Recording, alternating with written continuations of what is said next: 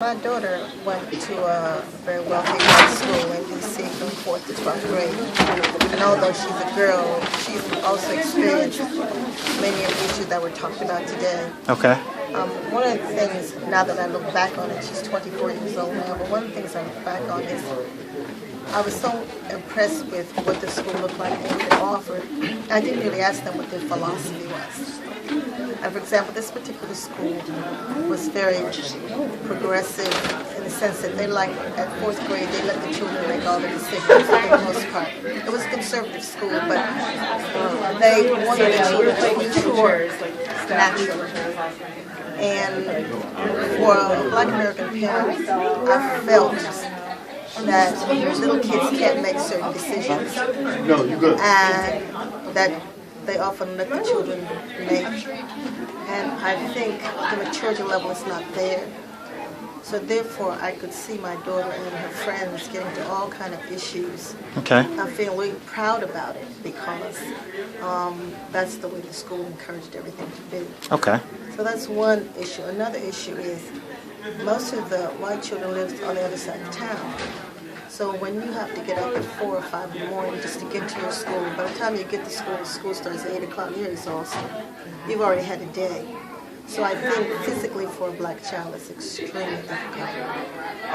So I would say a lot of it. And also, these wealthy white schools' attitudes are, it's really not so much, it's about their reputation.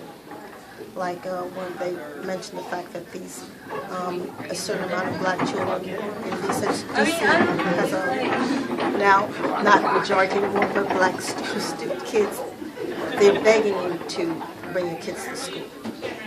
But you have to be a certain type.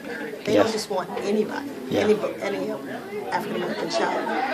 And I think because of that, some white teachers said, "Oh, I have a week of diversity classes," and I mean they were proud of that. That assumed you knew everything about an African American child, and because of that, they feel everything's going to be okay.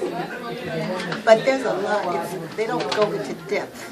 And they don't feel they have to go into depth. That's your job as a parent. Yeah. And okay. But when you come, my daughter doesn't regret it. She loved the school. Keeping her in reality was another problem. When other people's kids were maybe 3 generations in the same school, and they would always say, "I'm going to Stanford. I'm going to Vassar." I mean, they knew already. Right. My daughter was like, "What's that all about?" Yeah. These kind of issues are really, as they get older and they start looking for schools, it's very confusing because at the time when you really have to, like the last 2 years of high school, someone has to be there to really navigate for you. And though I had a university education, I didn't really know how to navigate for my daughter. But the counselor didn't either. They didn't know how to navigate for an African American child. And there is a difference. And there's a big difference, but we don't know. And that, I think, is sad. So those are my points on it. Thank you.